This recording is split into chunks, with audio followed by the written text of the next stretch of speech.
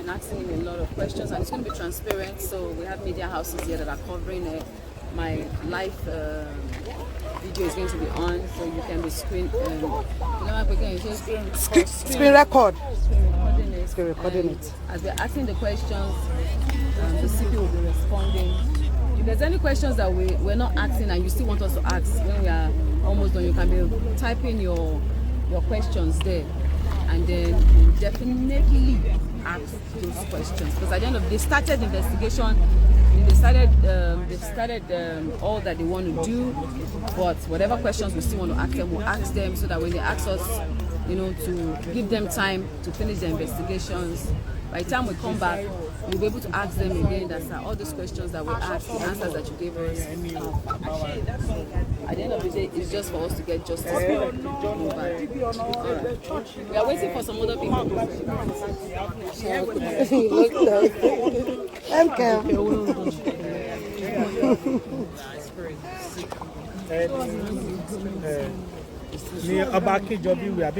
CP's office. Live. I'm doing that. I hope that money to get into my phone now.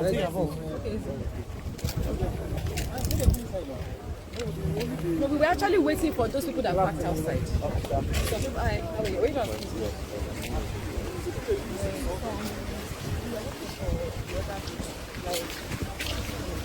Hey, who is going to help me with this?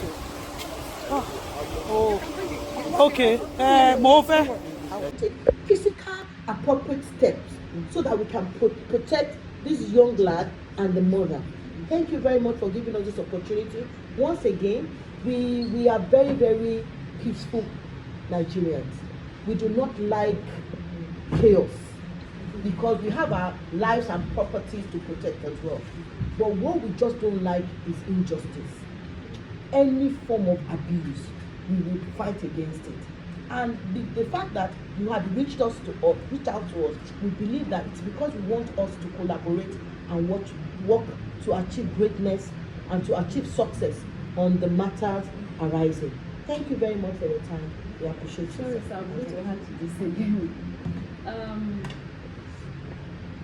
I've spoken to the mother, and like I said, she has agreed that he should be properly buried after the autopsy. We want to hear from you if that is going to really happen, the autopsy. Like he said, we want to find out about that. We want to know if the investigations has already started being ongoing already about his death, because there's a lot of stories surrounding his death. We would really appreciate that. And sir, we would like to help this, sir, to find out a way that a law can be put out there that if a young person is signed to a record label, either music, acting, whatever label, if that person says, I do not want to belong to this record label anymore, we don't think such a child should be harassed, beaten. There should be a law whereby there should be an office or a place that they can go to, a special force that is assigned to that, so that they can go there and lay their complaint about it, and they can take up. Because, sir, there's a lot of young people out there who have come with such complaints, and we would really like you to please help us use your humble office to also look into these things. And also, sorry, I remembered something. When the boy died, when Mohbad died, we had some people that were around him. Yes. The hospital he went to and everything. I don't know if I don't know if you can just help us find out. Not to arrest, but to investigate further. We just need to know what's happening. Yes. Because we're talking about Sam, Larry, Naramani. They're not the ones that physically killed him. Yeah. If he was killed. So that autopsy is extremely important. It has to happen first. Understanding the cause of his death, who surrounded him in that period, interrogating every single party that was involved, and then taking it from there. So I think the autopsy is extremely important. Another thing that I want to point out, because I'm on live, it's my first time on live, and everyone just feels like the police are not going to do anything. That's all I'm seeing. there's 2,000 comments, the police are not going to do anything, you guys are wasting your time, go home. So clearly, Nigerians don't trust the police, and I mean, you can't really blame them. There's certain things that have happened where we don't really feel like we've had the protection of the police.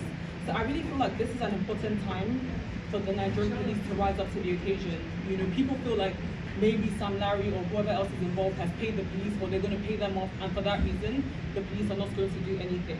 And so because we have that impression, I feel like it's imperative for the Nigerian police to ensure that that mentality is wiped away from the public. This is just an opportunity to rise to the occasion, in my opinion. Intervention. Yes, I was going to add to what Choma just said.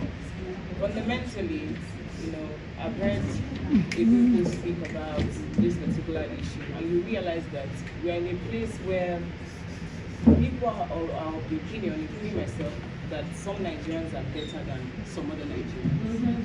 But what you should actually be in the real sense is, no Nigerian is better than other Nigerian. At the end of the day, when we all die, everybody's going to go on the ground with absolutely nothing that we have right now.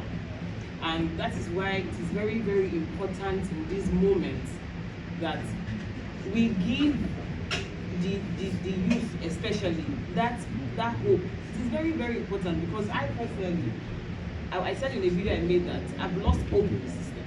And this is from my own personal experiences. I've had cases that are taken to the police station and nothing happened. I've had cases where I was not at fault, but because somebody got there before me or spoke before me, I ended up being at fault. And these are the things that scare me personally. And that's why I said it could be absolutely anybody.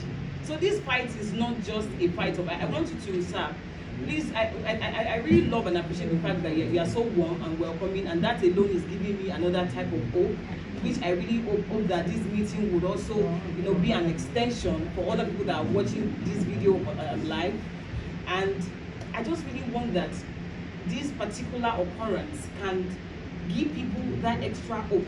Because you see, sir, with hope comes the courage and confidence to speak.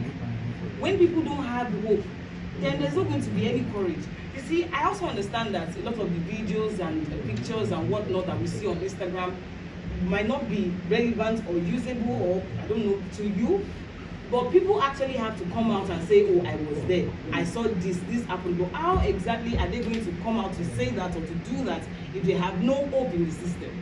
So the reason we are asking to know how it is going, what is happening on, and when it is happening, is so that other people who can come out to say meaningful things that will help the society at large will have the courage to come up and say, okay, yes, I can actually say this and do this, and something will be done about it.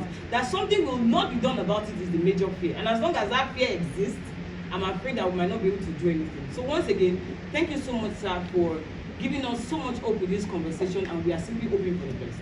And sorry, I have to say this for the last, I'll try and make this my last.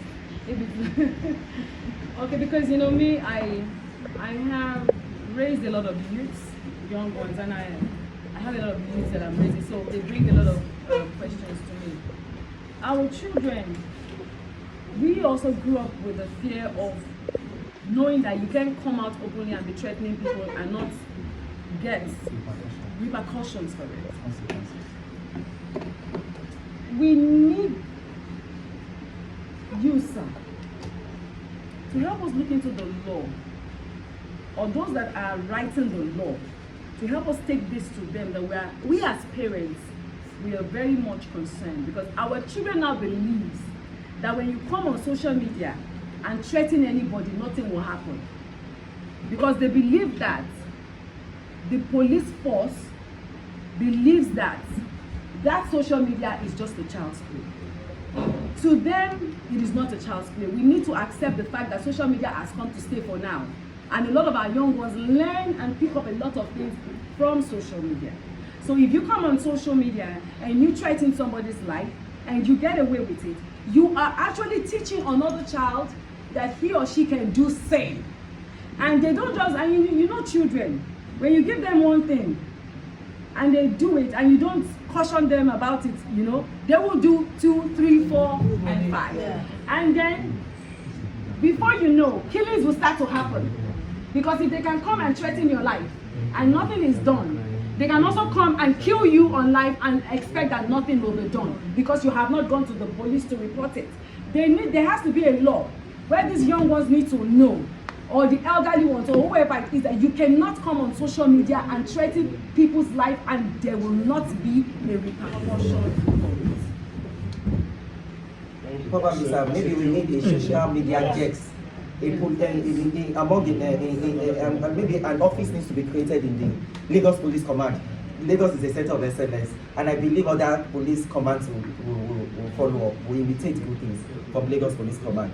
Probably, sir, maybe you should create a social media desk whereby there's an officer, so that probably it might reduce the burden of the PRO.